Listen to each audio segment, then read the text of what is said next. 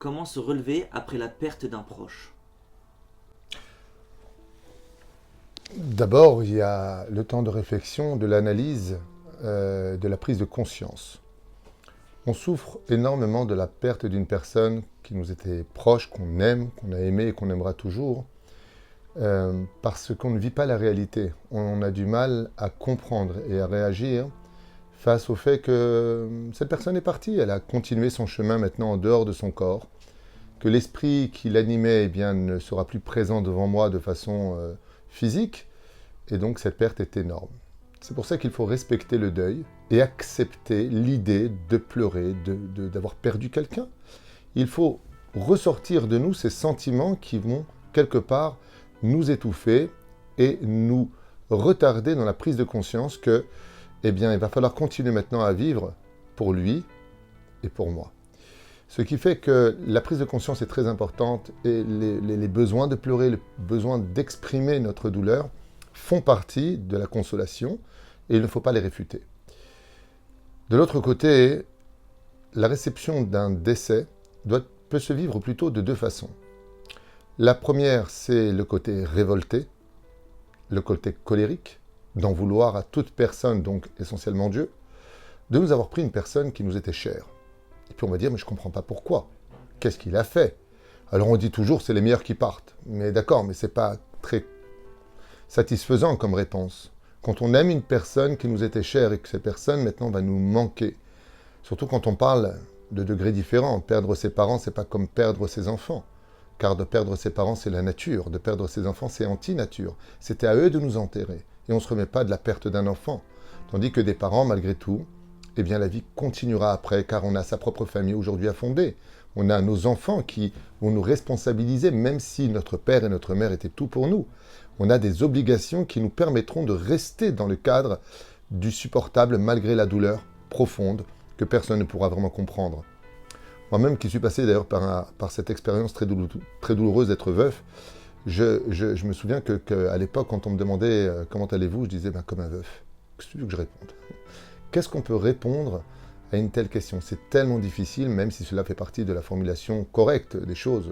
Comment vas-tu? Ça veut dire en quoi je peux t'aider.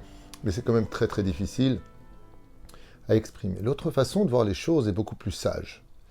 C'est-à-dire que à partir du moment où on perd un être cher, il y a ou le fait de se projeter dans le néant de l'avenir, c'est-à-dire que maintenant je vais vivre sans lui, sans sa présence, son sourire, son regard.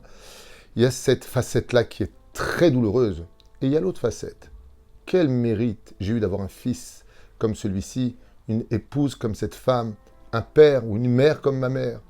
C'est-à-dire de regarder le mérite qu'on a eu de vivre avec un diamant qui va aujourd'hui peut-être moins nous éclairer de par sa présence, mais de par ses souvenirs. Il va être présent dans ma vie, il va être constamment avec moi parce que je vais reproduire tout ce que je n'ai pas été, qui était chez lui, qui ont été pour moi des enseignements de vie. Et c'est ça qu'on doit absolument, une fois qu'on a passé le cap de la douleur, retenir constamment.